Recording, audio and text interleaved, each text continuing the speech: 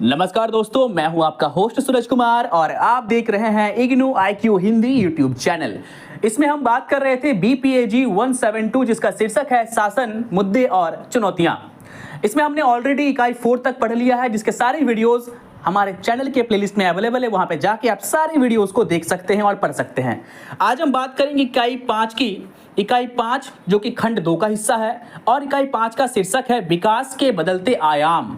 विकास के बदलते आयाम इस चैप्टर में आगे बढ़ने से पहले आपको बता दें कि अगर आपको असाइनमेंट चाहिए हैंड रिटन या PDF तो आप दिए गए नंबर पर कांटेक्ट कर सकते हैं।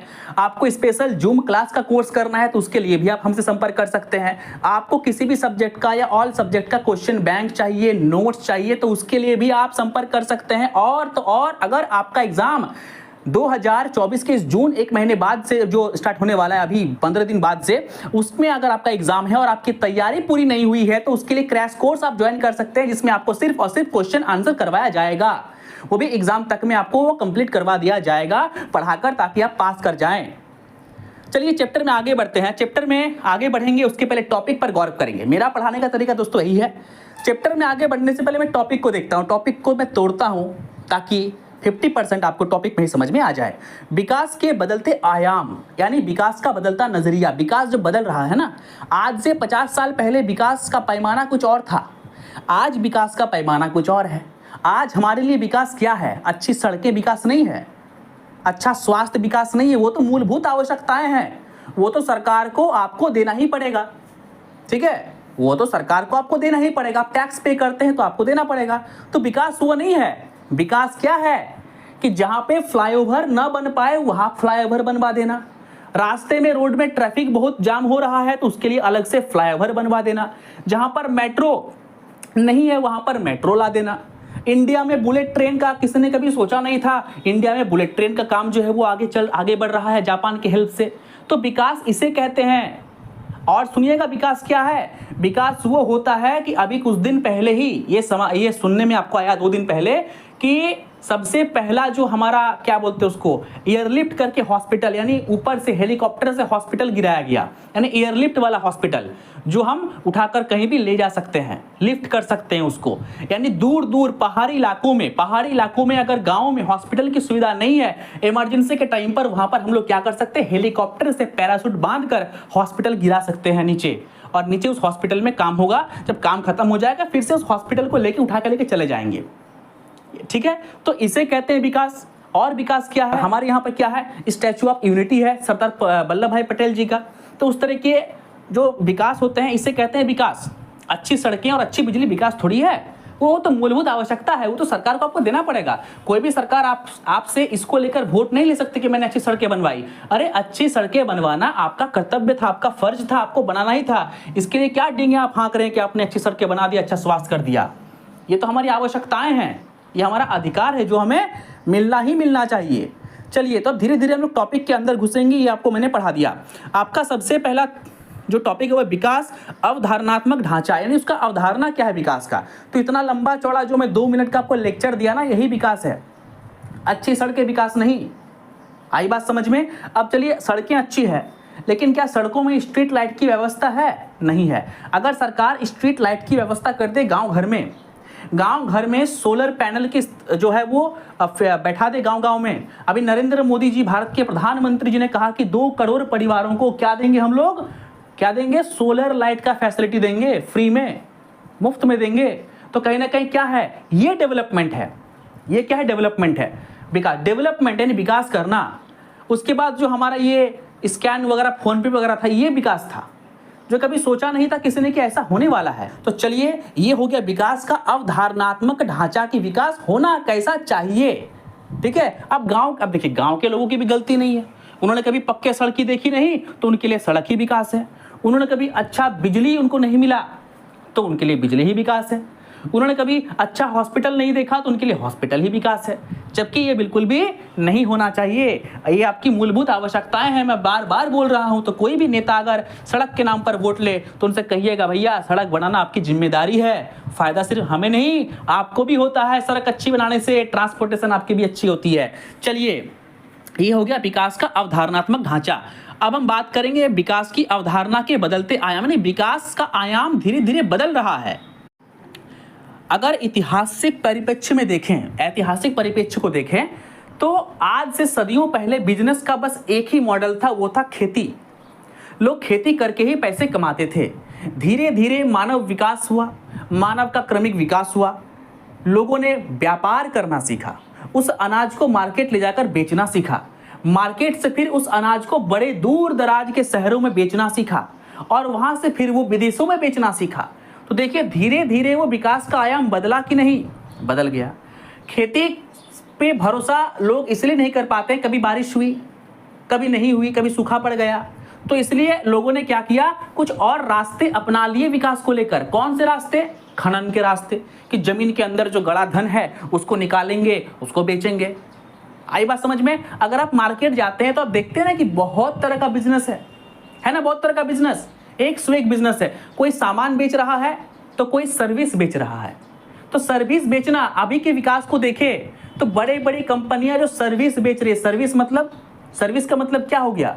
एक होता है कंसल्टेंट, ठीक है, यानी आपको वो सुझाव देती है कि आपको क्या करना है, क्या नहीं करना है। जैसे अब जियो कंपनी है, जियो कंपनी आपको क्या बेच रही है? सामान बेच रही है। लेकिन अगर LIC कंपनी की बात करें तो आपको कोई सामान नहीं बेच रही है, वो आपको सर्विस दे रही है, वो आपको इंश्योरेंस बेच रही है। तो विकास का आयाम बदला कि नहीं? सदियों पहले ये था, नहीं था, अब ये आया। बिजनेस का दौर बदल रहा है, विकास के आयाम बदल रहे हैं। कितने सारे जो है वो आपका इंश्योरेंस की कंपनियां आ गई है। HDFC बैंक को देख लीजिए, LIC को देख लीजिए, ठीक है, बहुत सारे और भी जो है, बजाज फिनसर्व को देख लीजिए, बहुत सारे चीज़ें हैं यहाँ पर बात करने के लिए। उसके बाद अगर हम लोग बात करें कंसल्टेंट की, तो लोग सुझाव भी बेच रहे हैं। यानी ये जो मोटिवेशनल स्पीकर है ये क्या करते हैं? ये जो आपसे टिकट के पैसे ले रहे हैं, तो ये कोई सामान बेच रहा है क्या? नहीं, ये आपको सुझाव दे रहा है, ये अपना सुझाव आपको बेच रहा है। तो विकास का आयाम बदला कि नहीं? अभी तो नया फंड आ गया भैया, लड़का लड़की में ब्रेकअप होने वाला है, बहुत टेंशन चल रहा है, डाइवोर्स होने वाला है पति पत्नी का, तो अभी एक कंसल्टेंट ऐसा भी है जो आपको रिलेशनशिप के बारे में बताएगा। ऐसे रहना है, वैसे रहना है, ये करना है, वो करना है, ब्रेकअप नहीं होने देना है, ठीक है, पैचअप कर लेना है। तो वो भी उसका पैसा लेता है, कुछ बेच ही नहीं रहा है, कोई खर्चा ही नहीं है, बस 4-10 किताबें पढ़ लिया है, 2-4 बड़े बड़े लोगों का वीडियो देख लिया है और एक ऑफिस खोल के बैठ गया है कि हम लोग भैया रिलेशनशिप मैनेजर हैं, उसको रिलेशनशिप को हम लोग बचाते हैं, लोगों को डाइवोर्स होने से रोकते हैं, ब्रेकअप होने से रोकते हैं। तो देखिए सर्विस, देखिए विकास के बदलते आयाम, व्यापार का दौर बदल गया। तो यही तो है क्या? विकास के बदलते आयाम। आई बात समझ में? चलिए भैया, किताब की भाषा में पढ़िएगा तो बहुत लेती हो जाएगा। पढ़ेंगे विकास के सिद्धांत, आधुनिकीकरण का सिद्धांत। आधुनिकीकरण क्या है? मॉडर्न लाइफ, ठीक है, मॉडर्नाइजेशन थ्योरी। आज से 50 साल 20 साल पहले क्या हम मॉडर्न थे? नहीं थे, धोती पहनते थे, धोती। अभी देखिए हम लोग जीन्स पैंट पहन रहे हैं, ठीक है, स्पाइकर का जीन्स, पीटर इंग्लैंड का, यही तो मॉडर्नाइजेशन है। हमारी चीज़ें बढ़ गई, हमारे हाथ में फ़ोन आ गया, हमारे हाथ में इंटरनेट आ गया, घर बैठे टिकट काउंटर जाने का जरूरत नहीं है, घर बैठे टिकट काट लीजिए भैया। लंबी कतारें पहले लगती थी, याद है मुझे, 2004 या 5 की बात है, बच्चा था मैं, बनारस जा रहे थे फैमिली, हम लोग सब लाइन पे लगे हुए थे टिकट काउंटर में टिकट कटवाने के लिए, रिजर्वेशन में, लाइन में। अभी देखिए घर बैठे कटवा लीजिए भैया टिकट, जाने का जरूरत नहीं है। तो यही तो है मॉडर्न लाइफ।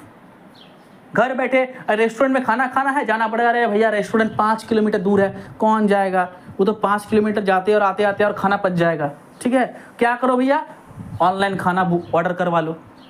अरे ऑटो स्टैंड बहुत दूर है, कौन जाएगा ऑटो स्टैंड? यहाँ से ऑटो स्टैंड जाएंगे, फिर वहाँ से फिर वहाँ आएंगे वापस, बहुत दिक्कत हो जाएगा। चलो यार ओला उबर बुक कर लो, ठीक है। अभी तो और खतरनाक रैपिडो आ गया है, मोटरसाइकिल वाला। यानी मोटरसाइकिल में जाइए आप, ट्रैफिक पे फंसने का डर भी नहीं है, गली कोचे में निकाल के आपको जो है रेलवे स्टेशन पहुंचा देगा, ठीक है, और ऊपर से सस्ता भी है। यानी ओला में जाओगे तो कहीं 300 खर्चा होगा, तो इसमें जाओगे तो आपका 100-120 रुपये खर्चा जो है वो होगा। तो और देखिए यही तो है मॉडर्न लाइफ भैया, और आपको क्या चाहिए? बड़ी बड़ी मशीनें आ गई है, बुलेट ट्रेन आ रहा है, मुंबई से अहमदाबाद 2 घंटे में पहुंच जाएगा, जहां उसको 8-10 घंटे लगते हैं वो 2 घंटे में पहुंच जाएगा, है ना। तो इसी को कहते हैं क्या? मॉडर्न। यानी जो सुख सुविधाएं आपको मिल रही है वो मॉडर्न।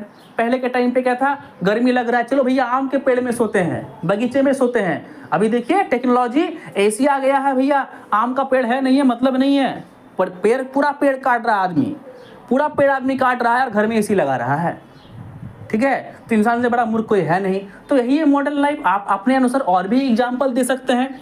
तो आधुनिकीकरण का सिद्धांत तो यही है, जो ये कहता है, क्या कहता है, हमारे जीवन को अच्छा बनाता है। अभी आप देखिए यूट्यूब में पढ़ रहे हैं, तो इससे अच्छा एग्जाम्पल हो नहीं सकता।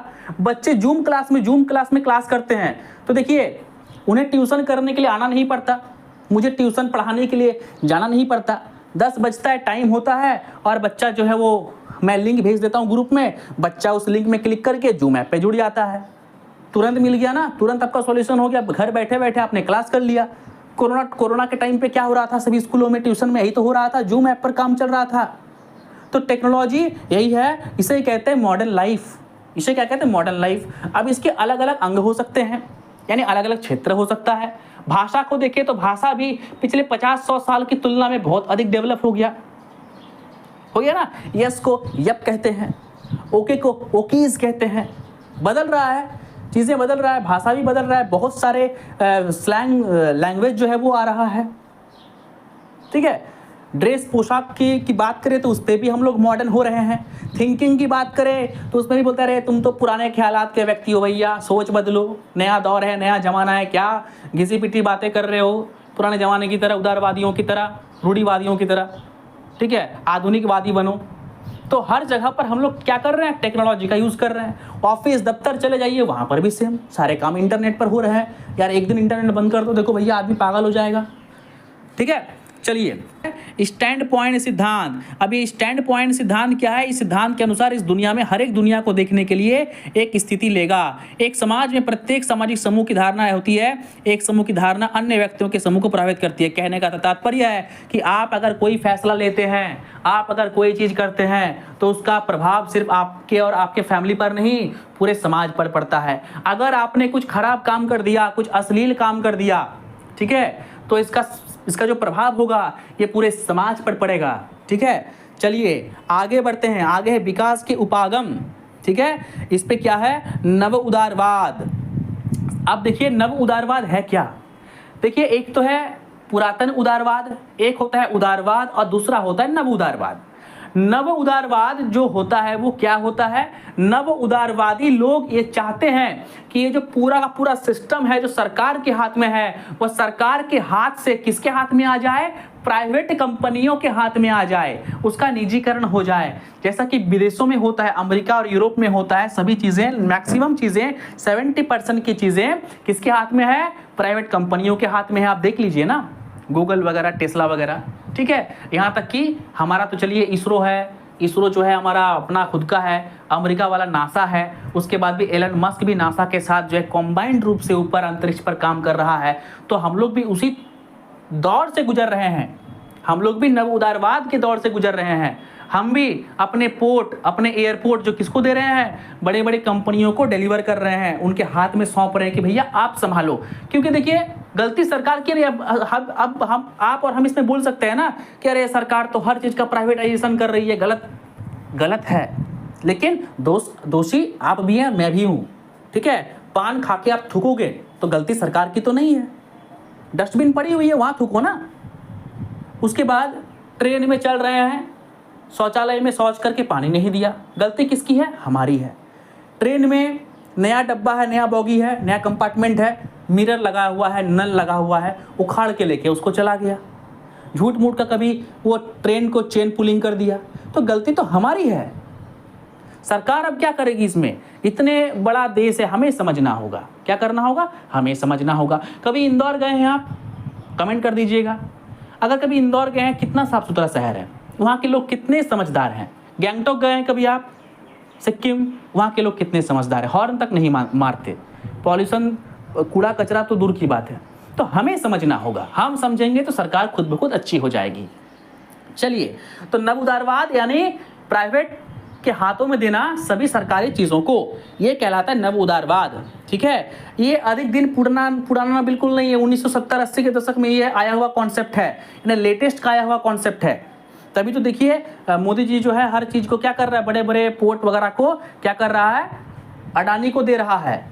अब इसको गलत मत समझिएगा, और राहुल गांधी बोलने दीजिए उस व्यक्ति को कि बेचा नहीं भैया, लीज पे दिया है, ठीक है। अडानी ने तो ऑस्ट्रेलिया में 3 पोर्ट खरीद लिया, अभी आपका हाइफा पोर्ट खरीद लिया इजराइल में, तो वो लोग क्या बुड़बक है क्या ऑस्ट्रेलिया और ये इजराइल? नहीं ना है जी। प्राइवेट के हाथों में देने से डेवलपमेंट बहुत ज़्यादा होता है, क्योंकि सरकार इन हर चीज़ों पर ध्यान नहीं केंद्रित कर पाती। चलिए आगे बढ़ेंगे। संरचनावाद। संरचनावाद का क्या अर्थ होता है भैया? संरचना, किसी भी चीज़ का एक संरचना होता है, उसे संरचनावाद कहते हैं। मिला जुला के लिख दीजिएगा भैया, छोटा सा टॉपिक है, अधिक इस पे हम लोग घुसेंगे नहीं। अब उसके बाद है जन केंद्रित दृष्टिकोण। देखिए सरकार जो काम करती है ना, वो जन केंद्रित होती है, जनता को केंद्र में रखकर काम करती है। यानी जनता को केंद्र में रखकर काम करने का अर्थ होता है जनता की भलाई के लिए काम करना। और सरकार यही चाहती है कि जनता का भलाई हो। जनता का भलाई होगा, देश का भलाई होगा। देश का भलाई होगा, हम लोग विश्व में सुपर पावर बनेंगे। भारत सुपर पावर बनेगा तो हम लोग सुपर पावर बनेंगे।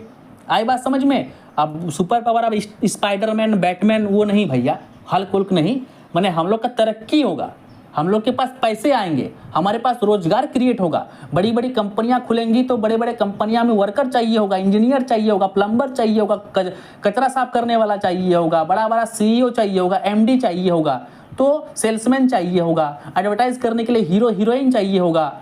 तो उसके लिए क्या होगा भैया? रोजगार क्रिएट होगा। चलिए आगे क्या है? Sustainable development. सस्टेनेबल डेवलपमेंट का अर्थ होता है सतत विकास। सतत विकास का देखिए सिंपल परिभाषा भैया समझिए, सस्टेनेबल डेवलपमेंट होता क्या है? सतत विकास का अर्थ होता है वैसा विकास जो निरंतर चलती रहे, लेकिन इस बात का ध्यान रहे कि विकास के चक्कर में सभी संसाधनों को खत्म मत कर देना, कुछ बचा के भी रखना अपनी भावी पीढ़ियों के लिए। यानी भावी पीढ़ियों के लिए संसाधन को बचाने के बाद भी जब विकास किया जाए निरंतर, उसे कहते हैं सस्टेनेबल डेवलपमेंट, सतत विकास। और सतत विकास का 17 लक्ष्य रखा गया था, किसके द्वारा? UN के द्वारा। जो 181 के स्टूडेंट हैं वो इस बात से भली भांति परिचित हैं, वो इस बात को अच्छे से समझ सकते हैं। 2016 से लेके 2030 तक 17 लक्ष्यों को पूरा करने की बात की गई थी कि 17 लक्ष्यों को हम लोग पूरा करेंगे। सहस्राब्दी विकास लक्ष्य, यही कुछ दिन पहले मैंने कहा, अभी कुछ देर पहले कहा ना कि मोदी जी रहते हैं 2024 में, बात करते हैं किसकी? 2047 की। तो यही तो है सहस्राब्दी, यानी बरसों तक के विकास के बारे में सोचना। किसके बारे में सोचना? बरसों तक के विकास के बारे में सोचना कि आने वाले 100 साल में देश कैसा होगा, आने वाले 100 साल में हमारा पूरा ये कैसा होगा।